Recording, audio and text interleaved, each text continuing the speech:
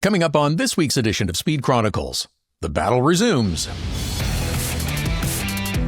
Zig Media presents Speed Chronicles with Todd Lewis. Powered by Rev TV. Thanks for tuning in. Thanks for checking out Speed Chronicles this week. We do it every Wednesday. It's available on the YouTube channel for Rev TV and, of course, on your favorite podcast platforms as well. Thanks for sharing. Click the like and subscribe button as well.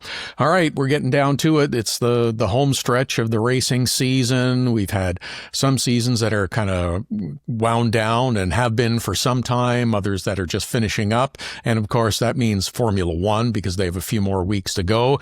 And they are back in action this week. In fact, it goes back to back to back on 3 consecutive weekends for the Formula One Championship to be decided. Saturday night is race night in the Eastern time zone for Formula One as they head back to Vegas.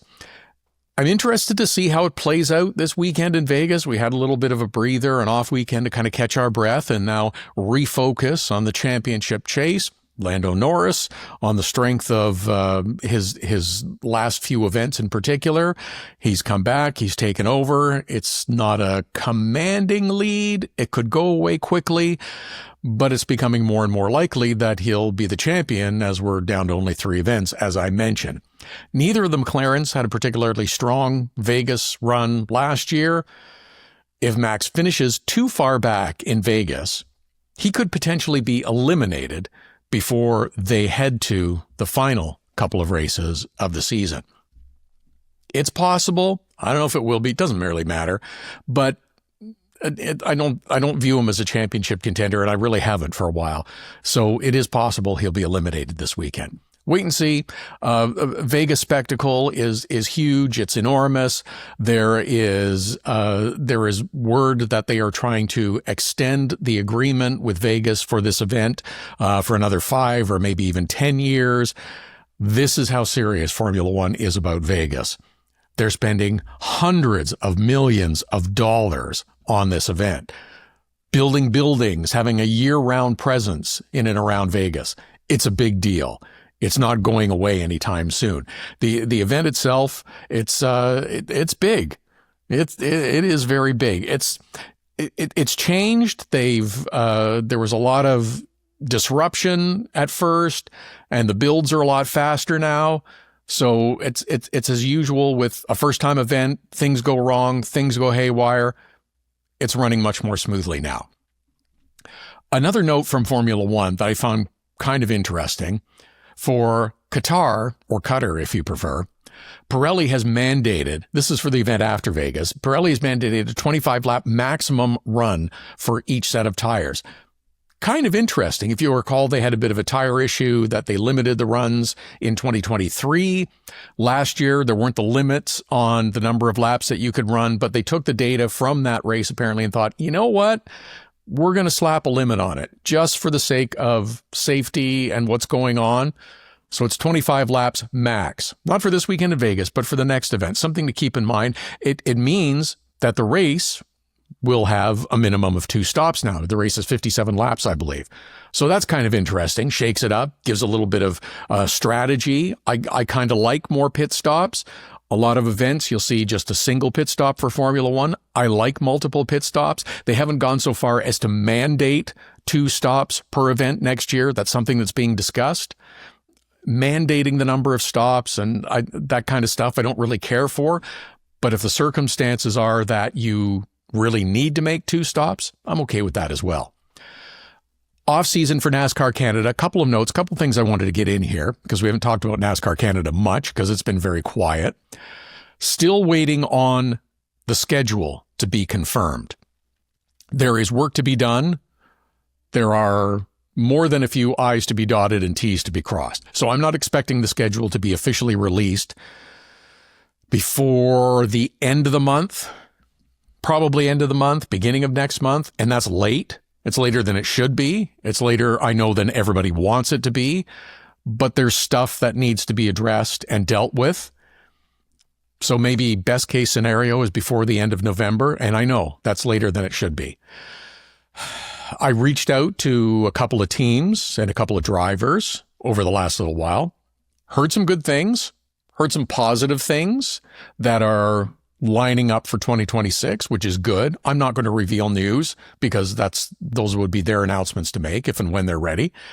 Some others are still waiting for the schedule to be confirmed before they can finalize their plans for 2026. And that's the trouble with it. The later the schedule is released, the later everybody has to wait to try to finalize their details and plans. It's like, hey, we did this last year.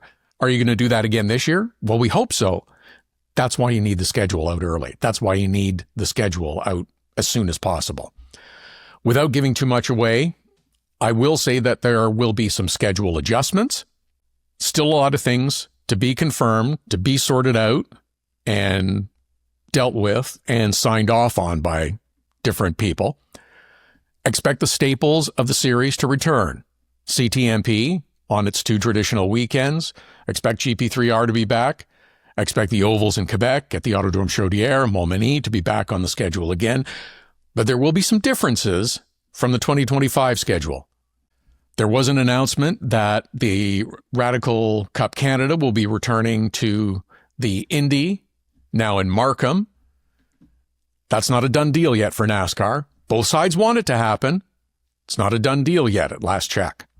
I also wanted to mention drag racing a little bit. Now, I don't really cover drag racing. It's never been part of my professional repertoire. I don't want to go too deep into it. I'm never going to proclaim myself to be anything close to an expert. I'm a fan, and it's exciting what they do. But a couple of things. NHRA was forced to cancel their season-ending race in California last weekend because of the horrible weather that has just dumped on California and in Southern California. Torrential rain, mudslides, like serious business. People losing homes, people have lost their lives. This is very serious stuff. And I get that fans would be ticked off about having an event canceled, but there's a lot of reasons that go into the thinking and that decision making. It's just not an arbitrary, well, it's raining, we'll cancel it. Sanctioning bodies, whatever the racing discipline, go as far as they can and do as much as they can to try to get events in. I'm not sure what else could have been done in this case. The horrible weather is still continuing at this time of recording. You couldn't just wait a day and everything would be fine. There's a lot of logistics in terms of television and coverage that have to go into it. You can't just expect, oh, well, our fans will just extend their stays for 4, 5, 6, 7 days, whatever it takes to be part of our event. It's not logistically feasible. Costs an awful lot of money to do that as well. So I get that it's frustrating, but I'm not really sure what they could have done to postpone. Even though you knew a couple of days out, and I'm sure that everybody was looking at it and they were understanding that they may have to adjust the schedule and change the schedule somewhat. I know other events in Southern California were outright canceled because you couldn't rely on an accurate prediction of when you might be able to reschedule. So I think it's just an unfortunate set of circumstances. On a more pleasant note, congratulations, John Force, on an incredible driving career.